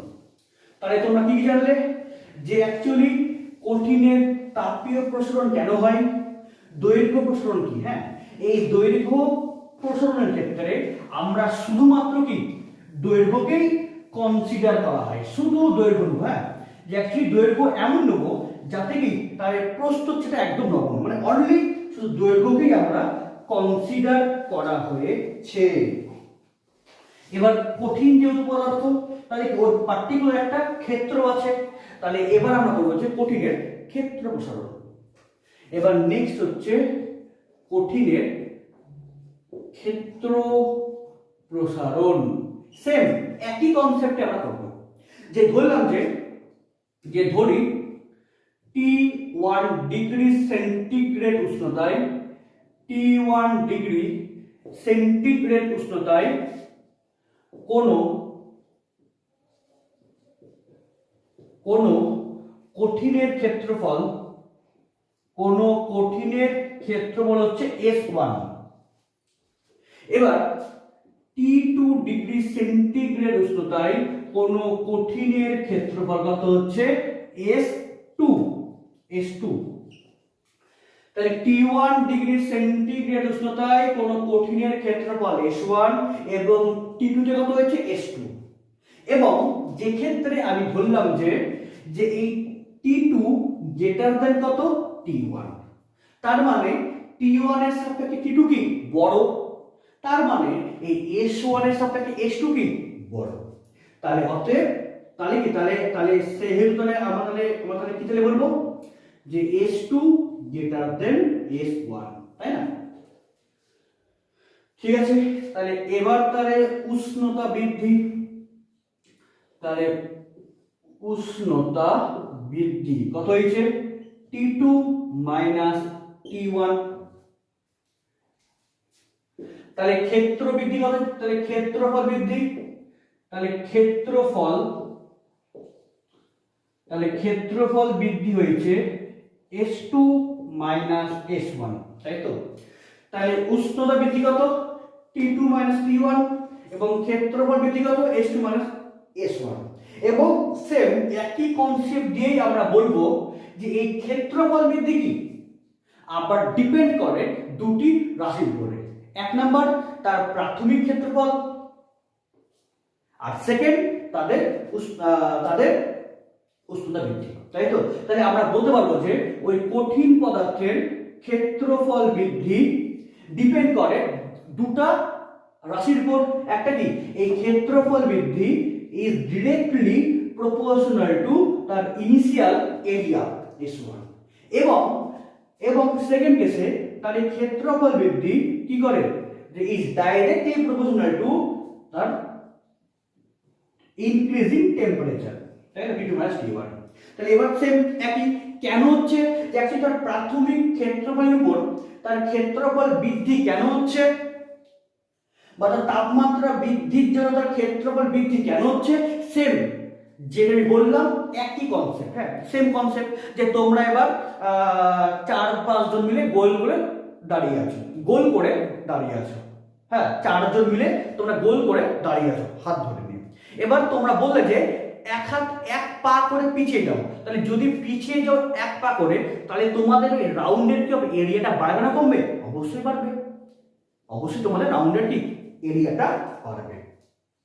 এবার যদি তোমরা থাকো যে 10 জন, তাহলে 10 জন মিলে তোমরা যে রাউন্ড করলে সেটা কি 4 জন অপেক্ষা অনেক বড়, তাহলে তোমরা 10 জন মিলে কি করলে 1 পা করে পিছলে, তাহলে দেখবা যে ওই 4 জন রাউন্ডের যে ক্ষেত্রফল বৃদ্ধি হয়েছিল এবং তোমরা যে 10 জন থাকো, তাহলে সেক্ষেত্রে কি ক্ষেত্রফল বৃদ্ধি বেশি হবে, এবং কি তোমরা 4 জন রাউন্ডের ক্ষেত্রেও এবং 10 জন রাউন্ডের ক্ষেত্রেও কি তোমরা কিন্তু হচ্ছে 1 পা করেই পিছিয়েছো, মানে কি তোমাদের উষ্ণতা বৃদ্ধিটা কনস্ট্যান্ট আছে, তাই তো।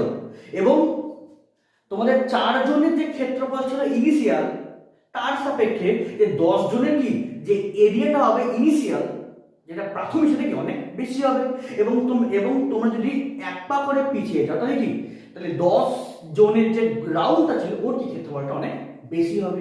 এবং এক্ষেত্রে আমরা কি বলবো, এক্ষেত্রে হচ্ছে T2 - T1 হচ্ছে স্থির, তাই তো। এবং এক্ষেত্রে কি, এক্ষেত্রে S1 স্থির। এবার তোমাদের তাহলে আমি সেকেন্ড টাইমে বুঝাই যে তোমরা 4 জন রাউন্ড করে আছো, তোমরা সবাই 1 পা করে পিছনে, তাই তোমাদের ক্ষেত্রফল বৃদ্ধি যা হবে। সেকেন্ড কেসে তোমরা 4 জনই আছো, মানে তোমাদের প্রাথমিক ক্ষেত্রফলটা স্থির, বাট তোমরা এবার 10 পা করে পিছনে, তাহলে কি এবার রাউন্ডের এরিয়াটা আরো বেশি বাড়বে, তাই তো। তাহলে টেম্পারেচার বাড়লে তাহলে তোমাদের ক্ষেত্রফল বৃদ্ধিটা বাড়বে। তাহলে এই দুটোকে এবার কি করবে, যৌগিক ভেদ করো। তাহলে যৌগিক ভেদ করে আমরা কি পাবো, S2 - S1 proportional to S1 into T2 - T1, ঠিক আছে। তাহলে এই প্রপোর্শনাল যদি সমান সমান যদি কনভার্ট করে, তাহলে একটা সাম কনস্ট্যান্ট আসবে। তাহলে এই S2 - S1 তাহলে কত হবে, equals to beta into S1 T2 - T1, যে ক্ষেত্রে বিটা মানে কি বোঝায়, ক্ষেত্র প্রসারণ গুণাঙ্ক। তাহলে এই বিটা মানে আমরা কি লিখতে পারবো, এই বিটা মানে আমরা লিখব যে S2 - S1 by S1 into T2 - T1, তাই তো, T2 - T1। এবং এই বিটারই আমরা আবার সংজ্ঞা দেবো। তাহলে বিটাকে আমরা কি বলি, যে ক্ষেত্র প্রসারণ গুণাঙ্ক, ক্ষেত্র প্রসারণ গুণাঙ্ক কে বলে বিটা। তাহলে এবারে সংজ্ঞা দেবো যে সেম একই রকম ভাবে, যে কি বলবো, যে T2 - T1 যদি হয় 1 এবং S1 যদি হয় 1, তাহলে S1 টা কত, একক, T2 - T1 টা একক। তাহলে যদি একক হয়, তাহলে এটাও 1 এটাও 1, তাহলে বিটা ইজ ইকুয়ালস টু কত হবে, S2 - S1। তাহলে আমরা বলতে পারবো যে একক উষ্ণতা বৃদ্ধিতে কোন কঠিন পদার্থের একক ক্ষেত্রফলে যে পরিমাণ ক্ষেত্র প্রসারণ ঘটে বা যে পরিমাণ ক্ষেত্রফল বৃদ্ধি ঘটে, তার সেটাই কি ইকুয়ালস টু কার সঙ্গে, বিটা মানে ক্ষেত্র প্রসারণ গুণাঙ্কের সঙ্গে। তাহলে সেম সংজ্ঞা, একই সংজ্ঞা, শুধু ডেটা হবে আলাদা, ওখানে কিছু দৈর্ঘ্য, এটা হবে ক্ষেত্রফল। তাহলে একক উষ্ণতা বৃদ্ধিতে কোন কঠিন পদার্থের একক ক্ষেত্রে যে পরিমাণ ক্ষেত্র প্রসারণ ঘটে তাকে আমরা কি বলবো, কঠিন পদার্থের ক্ষেত্র প্রসারণ গুণাঙ্ক। ক্লিয়ার। এবং এই ইকুয়েশনকে আমরা আরো দুটো রূপে লিখতে পারি, সেটা কি, যদি গুণ করে দাও, বজ্রগুণ যদি করো, তাহলে কি হবে, S2 - S1 ইকুয়ালস টু হবে S1 into beta T2 - T1 হবে। তাহলে S1 গেল ওই সাইডে, তাহলে কি হবে, প্লাস হয়ে যাবে। তাহলে S2 ইকুয়ালস টু হবে S1 গেল ওই সাইডে, তাহলে কি হবে, S1 plus S1 into beta T2 - T1। এবার তুমি এখান থেকে S1 কমন নিয়ে নাও, তাহলে কি থাকবে, S2 ইকুয়ালস টু হবে S1 into 1 plus beta T2 minus T1। Clear? এবং এই T2 মাইনাস T1 টা কি একটা সাম ভ্যালু বার হবে, এবং এই T2 মাইনাস T1 কে লিখলাম কি T। তাহলে তাহলে তবে সেক্ষেত্রে তাহলে S2 তাহলে কত হবে? তাহলে S1 into 1 plus beta T, তাই না? এটা তার মানে আমরা কি জানবো, একটা এই ইকুয়েশন, একটা এই ইকুয়েশন, একটা আছে এই ইকুয়েশন। এই তিনটা ইকুয়েশন আমাকে জানতে হবে কঠিনের ক্ষেত্র প্রসারণ গুণাঙ্ক সম্বন্ধীয়। এই তিনটা ইকুয়েশন থেকেই আমাকে ম্যাথ বা বিভিন্ন অ্যাপ্লিকেশন অ্যাপ্লাই করতে হবে।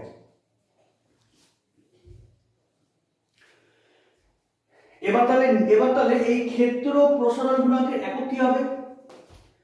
তোমরা এগুলোকে অবশ্যই নোট করে নিও। তাহলে এই ক্ষেত্র প্রসারণ গুণাঙ্কের একক কি হবে? তাই তো, এই বিটা। তাহলে বিটা ইকুয়ালস টু কত? S2 minus S1 into T2 minus T1। তাহলে বিটা এর একক কি হবে? এটা কি ক্ষেত্রফল। যদি বলি সিজিএস এর centimetre square by centimetre square into কত? Degree centigrade. তাহলে এটা কাটলো, তাহলে কি থাকবে ডিগ্রি সেন্টিগ্রেড ইনভার্স বা পার ডিগ্রি সেন্টিগ্রেড, এটা সিজিএস এ। আর যদি বলি এসআই তে তাহলে কি হবে? মিটার স্কয়ার বাই প্রাথমিক ক্ষেত্রফল কি মিটার স্কয়ার আর ইনটু হচ্ছে কেলভিন। তাহলে কাটলো, তাহলে কি হবে? কেলভিন ইনভার্স বা আমরা বলবো যে পার কেলভিন, একই ব্যাপার হলো। যদি বলি মাত্রা, যদি বলা হচ্ছে মাত্রা, তাহলে মাত্রা কি হবে? এটা কি ক্ষেত্রফল বৃদ্ধি, মানে কি ক্ষেত্রফল বোঝায়। তাহলে এল স্কয়ার বাই কত? প্রাথমিক ক্ষেত্রফল এল স্কয়ার ইনটু থিটা। তাহলে কাটলো, তাহলে কি থাকবে? Theta inverse. এবং এই যে বিটা মানে ক্ষেত্র প্রসারণ গুণাঙ্ক, এটাও কি আবার ডিপেন্ড করে কার উপরে? এক নাম্বার পদার্থের উপাদানের প্রকৃতি, এবং সেকেন্ড উষ্ণতা, তাই তো। এবং এই বিটা মানে এই ক্ষেত্র প্রসারণ গুণাঙ্ক কি মানে কোন পদার্থের ক্ষেত্র প্রসারণ গুণাঙ্ক আবার ডিপেন্ড করে কার উপরে? পদার্থের উপাদান এবং তাপমাত্রার উপর। ক্লিয়ার? তোমরা পড়লে ক্ষেত্র প্রসারণ গুণাঙ্ক। এবং নেক্সট এবং লাস্ট তোমাকে পড়তে হবে যে আয়তন প্রসারণ গুণাঙ্ক কার? কঠিনের। কেন?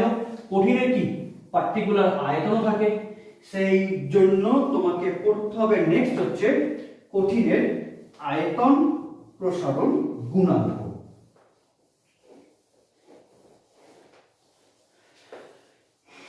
নেক্সট হচ্ছে আয়তন প্রসারণ গুণাঙ্ক। নেক্সট আয়তন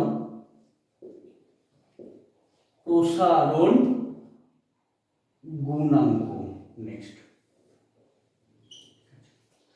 সেম একই কনসেপ্ট, একইভাবে আমাকে করতে হবে যে T1 ডিগ্রি সেন্টিগ্রেড উষ্ণতায় কোন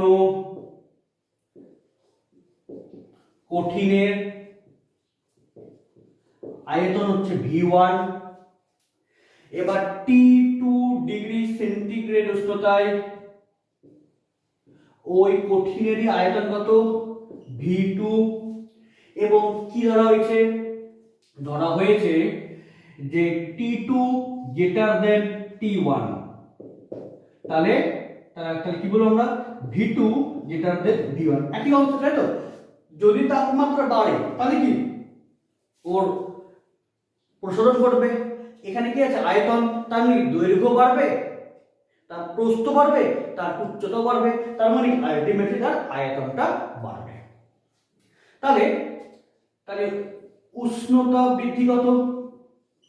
তাহলে উষ্ণতা বৃদ্ধি কষ্ট হবে T2 মাইনাস T1। এবং আয়তন বৃদ্ধি কত? এবং আয়তন বৃদ্ধি ইকুয়ালস টু হবে v2 মাইনাস v1। ক্লিয়ার? তাহলে অতএব আমরা বলতে পারবো এই যে আয়তন বৃদ্ধি, এই আয়তন বৃদ্ধি আবার কি ডিপেন্ড করে দুটি বিষয় সেম, একটা তার প্রাথমিক আয়তন আর একটা কি তার উষ্ণতা বৃদ্ধি। তাহলে সেম ভাবে আমরা বলবো যে v2 minus v1 proportional to v1 and v2 minus v1 proportional to t2 minus t1। Clear?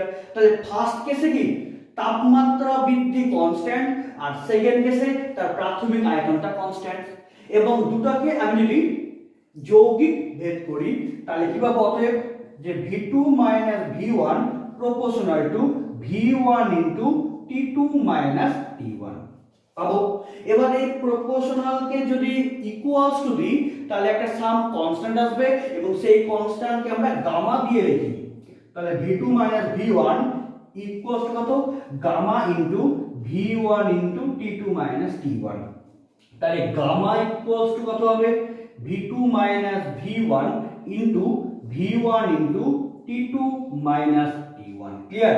তাহলে এটাকে আমাদের গামা দিয়ে হলো। তাহলে এবার গামাকে আমরা কি বলি? আয়তন প্রসারণ গুণাঙ্ক। তাহলে একে বলা হচ্ছে আয়তন প্রসারণ গুণাঙ্ক। ক্লিয়ার? এবার তোমাকে জানতে হবে যে এই আয়তন প্রসারণ গুণাঙ্ক কাকে বলে সেম প্রসেসে। তাহলে এই t2 minus t1 যদি বলি 1 মানে উষ্ণতা বৃদ্ধিগত একক পরিমাণ, v1 হচ্ছে 1 মানে তার প্রাথমিক আয়তন কত? 1। তবে আমরা লিখতে পারবো যে গামা ইকুয়ালস টু হচ্ছে v2 minus v1, তাই তো? এটা 1 এটা 1 হলে তাহলে যেটা যে পরিমাণ আয়তন প্রসারণ সেটাই কি ওই কঠিন পদার্থের আয়তন প্রসারণ গুণাঙ্ক, তাই তো? তাহলে আমরা কি বলবো সংজ্ঞা? যে একক উষ্ণতা বৃদ্ধিতে কোন কঠিন পদার্থের একক আয়তনে যে পরিমাণ আয়তন প্রসারণ ঘটে সেটাই কি গামার সঙ্গে সমান। তাহলে তাকে আমরা কি বলবো? কঠিনের আয়তন প্রসারণ গুণাঙ্ক। তাহলে একক উষ্ণতা বৃদ্ধিতে কোন কঠিন পদার্থের একক আয়তনে যে পরিমাণ আয়তন প্রসারণ ঘটে তাকেই আমরা কি বলবো? ওই কঠিন পদার্থের আয়তন প্রসারণ গুণাঙ্ক।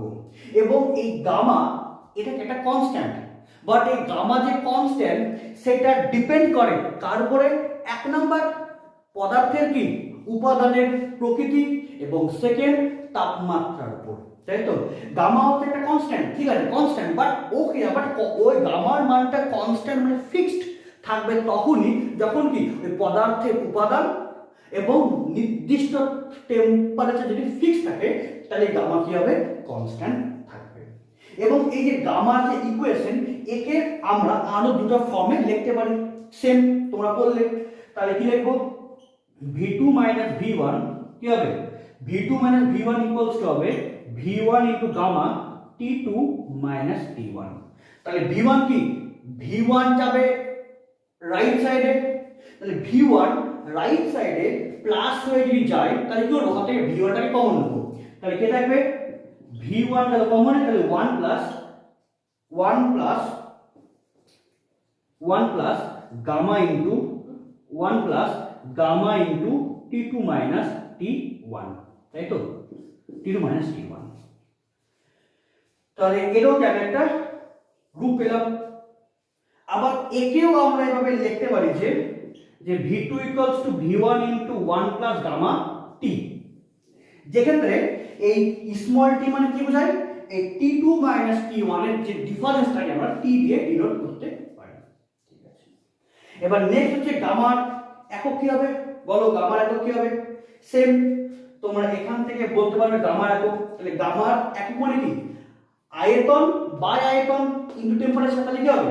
এই আয়তনের একক বাই আয়তন একক কি হবে? কেটে যাবে, তাহলে কি থাকবে? আলটিমেটলি টেম্পারেচারের এককই থাকবে। তাহলে এই গামা এর একক কি হবে? ডিগ্রি সেন্টিগ্রেড ইনভার্স, কিসের? CGS system. এবং এসআই কি হবে, আয়তন একক কাটবে এসআইতেও, আর কি থাকবে আলটিমেটলি কেলভিন ইনভার্স, এটা হবে এসআই সিস্টেমে। এবং মাত্রা কি হবে এল কিউব বা এল কিউব, তাহলে কি আয়তনের মাত্রা উপর নিচ কাটবে, তাহলে কে থাকবে আলটিমেটলি তাপমাত্রার মাত্রাই থাকবে, তাহলে 1/θ, তাহলে এর মাত্রা কি হবে, তাহলে মাত্রা হবে 1/θ বা থিটা ইনভার্স। ক্লিয়ার? তাহলে তোমরা জানতে পারলে যে কঠিনের 3 ধরনের প্রসারণ সম্ভব। কেন? কঠিনের পার্টিকুলার লেন্থ আছে, পার্টিকুলার এরিয়া আছে এবং তার ভলিউম আছে, মানে আয়তন আছে। তাহলে আলফা মানে কঠিনের দৈর্ঘ্য প্রসারণ গুণাঙ্ক, বিটা মানে কঠিনের ক্ষেত্র প্রসারণ গুণাঙ্ক এবং গামা মানে কঠিনের আয়তন প্রসারণ গুণাঙ্ক। এবং আলফা বিটা গামা এই 3টা রাশি কিন্তু আলাদা। এই 3টা রাশি কিন্তু কঠিন পদার্থের ক্ষেত্রে 3টা ভিন্ন ভিন্ন কি কোয়ান্টিটিকে ডিনোট করে। কিন্তু এই আলফা বিটা গামা 3টারই কি সিজিএস এ একক একই, এসআইতে এককও একই এবং তাদের মাত্রাও একই। ক্লিয়ার? তাহলে তোমরা আশা করি বুঝতে পেরেছো যে কঠিনের প্রসারণ এক্স্যাক্টলি কেন হয়। যদি তোমাকে কেউ কোশ্চিন করে যে ঠিক আছে যে কোনো কঠিন পদার্থের তাপমাত্রা পেলে ওই কঠিন পদার্থ ভাইব্রেট করবে, তাই ভাইব্রেট করলে তো ও দৈর্ঘ্যও কমে আবার দৈর্ঘ্যও বাড়ে, তাহলে কি দৈর্ঘ্য বাড়ছে আবার কমছে, তাহলে তো ও আলটিমেটলি তো ও একটা পয়েন্টেই ফিক্স থাকবে, তাহলে দৈর্ঘ্য বৃদ্ধি হওয়া তো সম্ভব না। যদি তোমাকে এটা প্রশ্ন করে তাহলে তুমি সহজেই এই শক্তি এবং আন্তঃআণবিক ব্যবধানের যে লেখচিত্র থেকে তোমরা সহজেই বলতে পারবে যে না, দৈর্ঘ্য বাড়লেও বা দৈর্ঘ্য কমলেও আলটিমেটলি কি তাদের গড় দৈর্ঘ্য কি হবে ইনক্রিজ করবে। যত টেম্পারেচার বাড়াবো তত কি সেই পদার্থের গড় দৈর্ঘ্য আস্তে আস্তে বাড়বে। তাহলে আশা করি তোমরা এটা বুঝতে পেরেছো এবং নেক্সট ক্লাসে আমরা পড়াবো, মানে আমি পড়াবো আলফা বিটা গামা, এদের মধ্যে হচ্ছে মিউচুয়াল যে সম্পর্কটা, যে আলফা বিটা গামা এদের মধ্যে সম্পর্ক স্থাপন করো, এটা কিন্তু এটা তোমাদের বোর্ড এক্সামে খুবই ইম্পর্টেন্ট। আশা করি বুঝতে পেরেছো। নেক্সট ক্লাসে দেখা হচ্ছে। Thank you.